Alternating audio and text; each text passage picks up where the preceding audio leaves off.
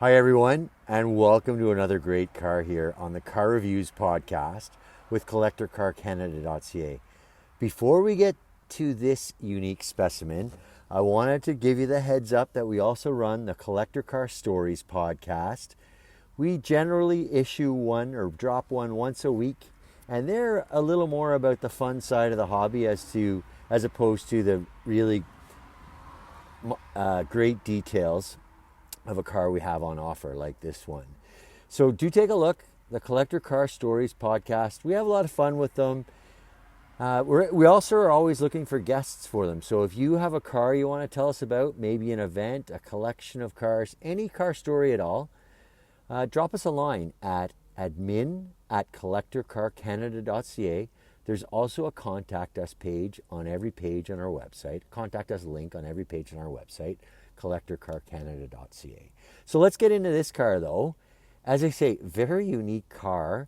The owner estimates that they are probably about 10 in Canada, and he'd be an authoritative source, being that he heads up one of the local MG clubs, and so he carries quite a profile in the MG community locally. We're in Whitby, that's where the car is being offered out of. But enough of an intro. This is a 1994 MGB RV8. So never offered for sale new in Canada. This car is a Japanese market car. However, the owner bought it out of the Netherlands in 2015. So it's been in Canada for 10 years, all with him. And he's offering it for sale with a fairly low mileage reading. As I look today, it's in the 96,700 range in kilometers. So it's going to its new owner with under 97,000 kilometers. So I can't tell you that I'm an RV8 expert. I studied up before we started shooting the video. I've spent a couple of hours around the car during our photo shoot and video shoot. But I can tell you that the history on this car basically is that MG wanted to capitalize on the early 90s success of the first generation Mazda Miata. So it thought it was going to bring back the British Roadster. So it decided, however, that not to produce a lot of these. There were 2,000 or so produced in the four model year run of the car. None sold new in North America, as I say. Another interesting thing is they were all built as right-hand drive units, being that this one came from Japan and a British car. So this car has had a few modifications. The biggest one, though, is that it's now a left-hand drive car.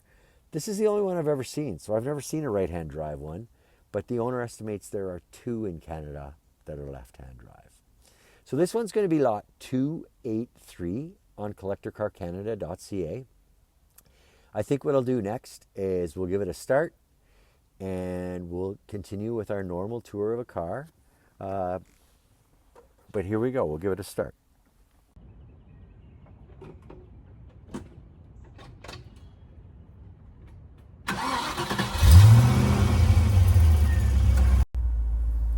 So I was just treated to a little ride in the car as we shot our driving videos. So I'm hearing that same sort of hum of the V8 engine that I heard during the driving videos. Take a look at those driving videos though. In addition to a start, idle, and exhaust video, we also have driving videos where you can hear this 3.9 liter engine under load. I don't want to forget when we're looking at the engine, the car was rated at 190 horsepower out of the factory, and this is just a little light 2-seater, so it's got lots of juice. But that'll do it for our intro. Let's move on and take a look under hood. I'll pop that hood now and we'll get ready.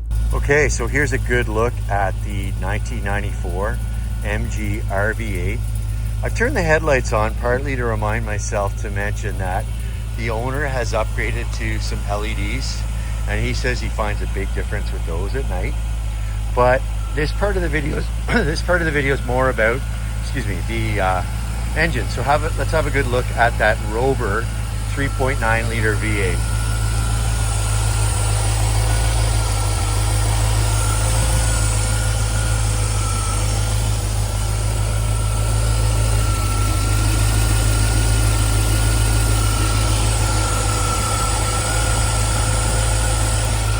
The car is equipped with air conditioning. I'll show you the high pressure release right here.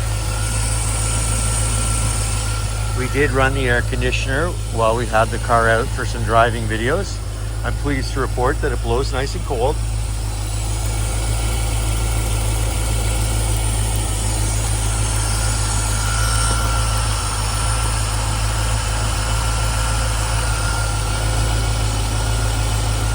Oil change back in November of 24, very little mileage since.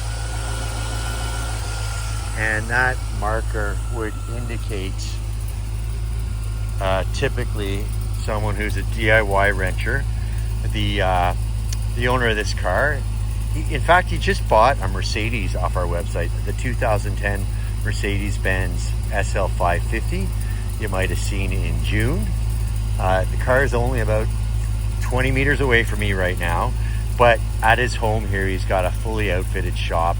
He sold with us a couple of years ago as well, a fully restored I believe it was a 74 TR6, and he did the restoration himself. So I think it's worth mentioning that that the seller here, as well as having that high profile in the MG community locally, like I mentioned, he also does his own work. And just taking a look at that Triumph from a couple of years ago, maybe we'll flash the lot number up on the screen, but other than the paint, he did that work himself, and it should give bidders on this car some peace of mind. So let's have a listen to the exhaust at idle.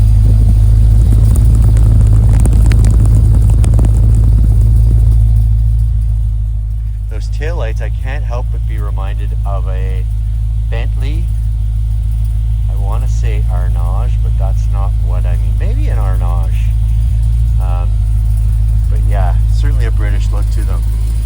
I don't think we need that engine running for any more of the video, so I'm going to cut the engine. And I'll turn off those lights too if I'm smart. Japanese style for the lights, which is somewhat appropriate being that this is a Japanese market car. So there we go with the, again, the 3.9 liter V8 engine by Rover. A displacement that, that was in production for many years with Rover. The 190 factory rated horsepower really gets this lightweight RV8 around with alacrity, I'll say.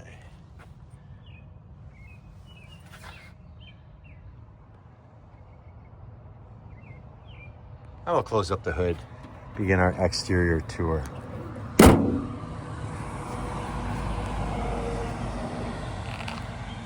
So working our way around, we're starting to get towards the evening here. It's a bit overcast here this evening in Whitby. Again, that's where the car is being offered, Whitby, Ontario. Car's finished in Oxford blue. On a sunny day, the blue looks a little lighter than it looks tonight. It almost looks black on this non-sun side of the car. The sun side of the car here looks a little more blue, I suppose. With those lights on, I was reminded of a Porsche 959. I don't know if anyone else thought that when they saw the lights on. But let's work our way around the car. There's a set of BF Goodrich Profiler tires. I'm gonna put my glasses on and remind myself of the sizes of them. But on a set of MG alloys, the BMW person in me wants to call those like a basket weave pattern. But there's the measurement, 205/65 R15 with a V rating, V speed rating. I'll add that it's a square setup for the tires. Same size at all four corners.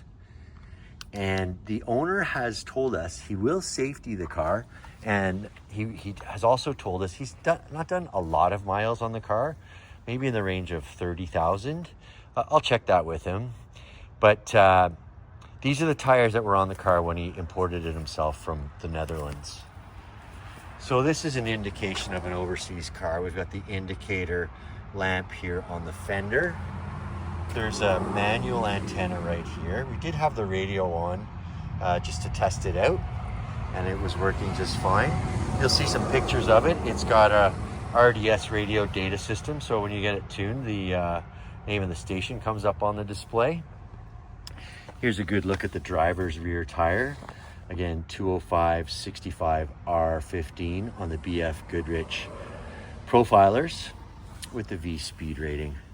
The rims look quite good. I suppose with that sidewall, pretty good sized sidewall, the rims are in less danger for attacking curbs, but we didn't notice any curb marks on any of the rims.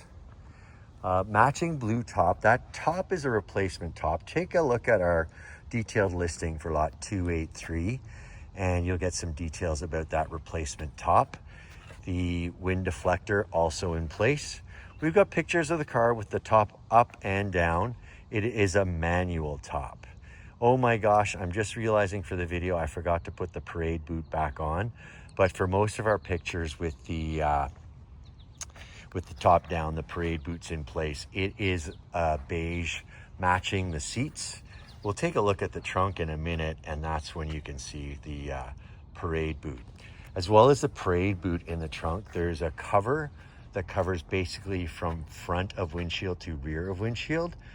I haven't seen this one, but the owner's assured me it's included. He's also got a car cover to go with the car. Fitted car cover.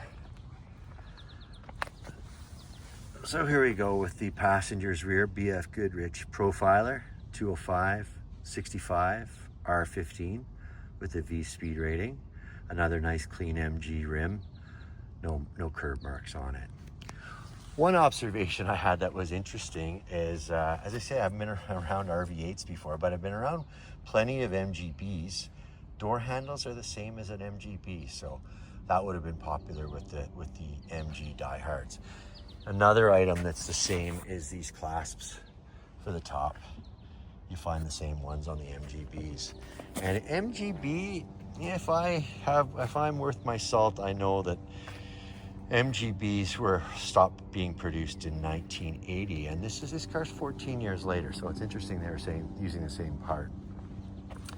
Some nice chrome venting here after the hood in front of the cowl, and it's interesting to see the wiper arms and blade finishers are also in a chrome.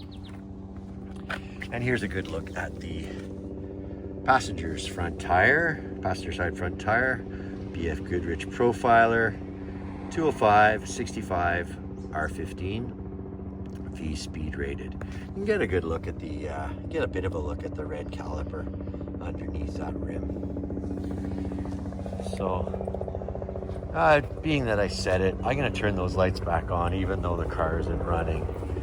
And you can tell me in the comments if I'm onto something with the look of those being a bit like a Porsche 959, or if I'm out to lunch. So that'll do it for our exterior tour. Let's go for the interior. Okay, although the interior of the car is pretty compact, I've decided to shoot the interior, at least the start, from the driver's seat. But you can see the burl walnut wood right across the car, even on above the door cards. It really gives it a rich British look, certainly. Not far off from that of a Rolls-Royce or a Jaguar. Instrumentation by VDO. That's a brand I'm used to seeing in Porsches. And the older MGs, certainly MGBs, that would have been Smith's instrumentation. So VDO on this 94 MG RV8. You can see that speedometer tops out at 260 kilometers an hour. And you can also see that odometer reading under 97,000 kilometers. Over here we've got a tachometer, also by VDO, topping out at 7,000. We've got a fog light switch, the AC, as well as the trunk release over here left of the driver. So otherwise the HVAC is here in the center stack, but the air conditioner is only really reachable by the driver. More gauges in the center. We've got a coolant temp gauge over on the left.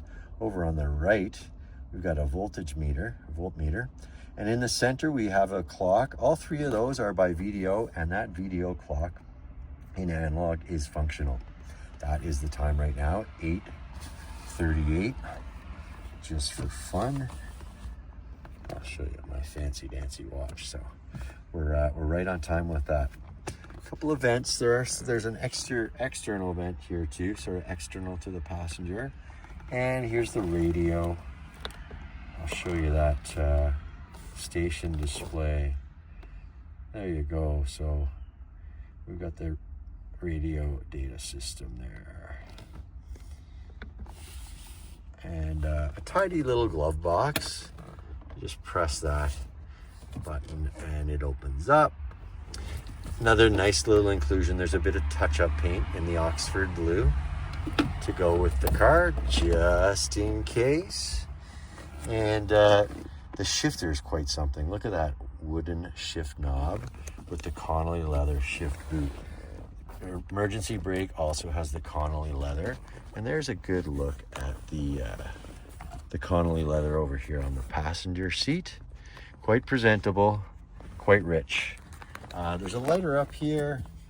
The owner had it out when I first arrived. I think he probably uses it as a 12-volt power source, but when we look at the other side of it, I don't think it's done much lighting of cigarettes or cigars. And there's a fresh, clean ashtray there as well. I'm gonna climb out, and before I do though, I'm gonna put the key to the on position. Oh, there's your evidence we had the AC on earlier. I'm gonna press that trunk release, because I'll show you the trunk in a minute here as well. Nice to hear a bird chirping in this location. We've had quite a few planes fly overhead. There's a good look at the driver's seat as well. Pretty much in the same excellent condition as is the passenger seat. Often you see the driver's seat with a little more wear. I can show you a little bit of what's behind the seat here too. If I pull that latch, there's another look at the wind deflector from this side, and a little parcel shelf as well. There are little storage pockets behind the front buckets too. So we did release that trunk. Oh, another thing to mention, I suppose, speakers in both the doors and back here as well, as you see. So working our way back to the trunk. Some of the contents are interesting. Here's that parade boot I was talking about. I'm sorry I didn't have it on for this video. However, the gray cover is the cover that extends from the front of the windshield to the rear of the top.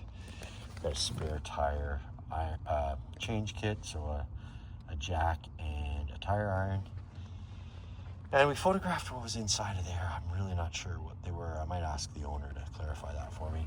And there's a beautiful tool roll, branded MG. No pieces missing. All the pieces are intact. Take a look at our detailed listing again, lot 283, for a good look at that tool roll all unrolled. Here's a spare tire, a couple of belts for replacement. And you can see one of the belts is for the air conditioner. Just reinforces that this beautiful RV8 Roadster is equipped with AC. So you can see this is a really clean car. The pride of ownership, the care in ownership is quite evident.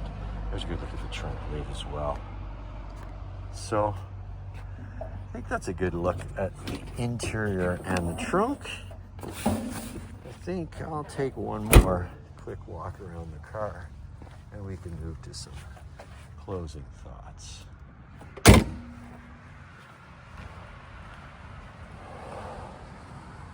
Which is a good thing, because we're starting to run out of daylight here for today in Whitby.